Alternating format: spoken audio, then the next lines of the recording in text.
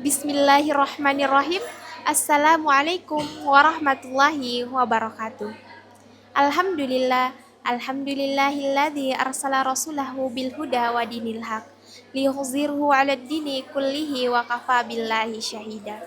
Asyhadu alla ilaha illallah wa asyhadu anna Muhammadan abduhu wa rasuluh. La nabiyya ba'da, amma ba'd.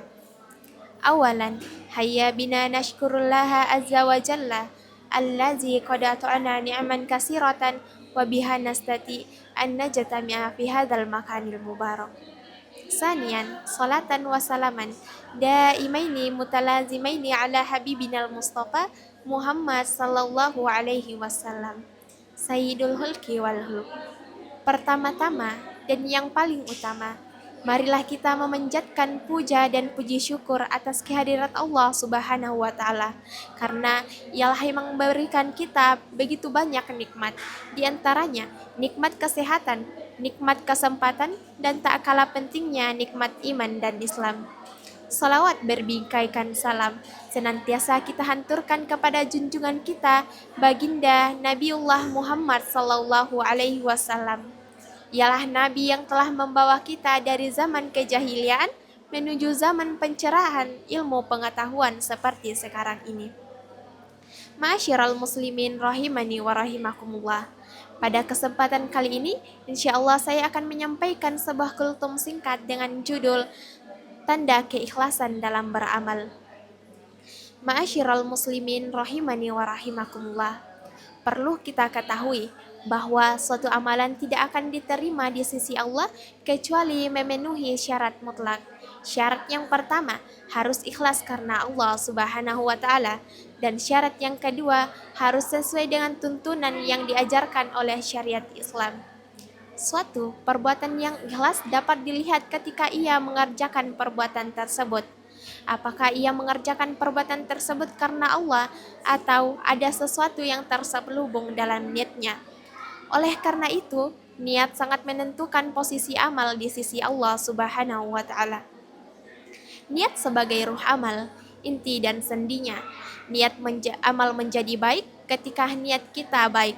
Begitupun sebaliknya, amal menjadi buruk karena niat yang buruk.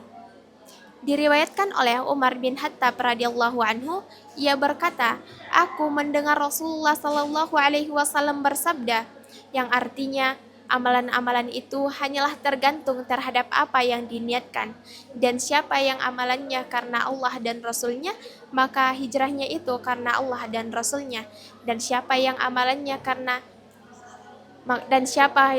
hijrahnya karena dunia yang ingin ia peroleh, maka hijrahnya itu terhadap apa yang ia tujukan atau niatkan. Hadis riwayat Bukhari dan Muslim. Ma'asyiral muslimin rahimani wa rahimakumullah. Hal tersebut menjadi syarat diterimanya suatu amal. Ikhlas memiliki berbagai manfaat, memiliki banyak keutamaan.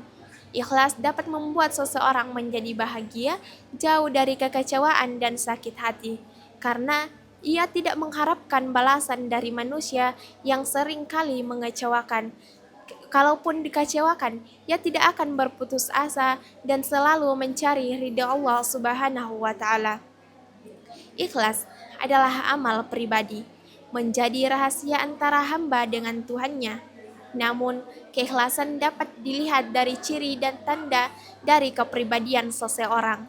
Di antara tanda-tanda tersebut, di antaranya yang pertama, hanya mencari ridha Allah Subhanahu wa taala, bukan untuk kepentingan duniawi.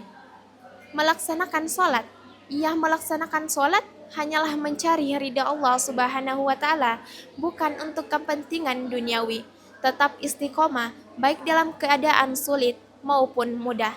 Ia melaksanakan sholat dalam keadaan mudah maupun sulit. Ia tidak akan meninggalkan perintahnya. Syarat tanda yang kedua yaitu sama antara ketika ia dicela ataupun dipuji. Maksudnya adalah ketika ia melaksanakan sholat sendirian ataupun berjamaah. Ketika ia melaksanakan sholat sendirian, ia bermalas-malasan. Namun ketika ia melaksanakan sholat di depan orang, sholatnya dibagus-baguskan.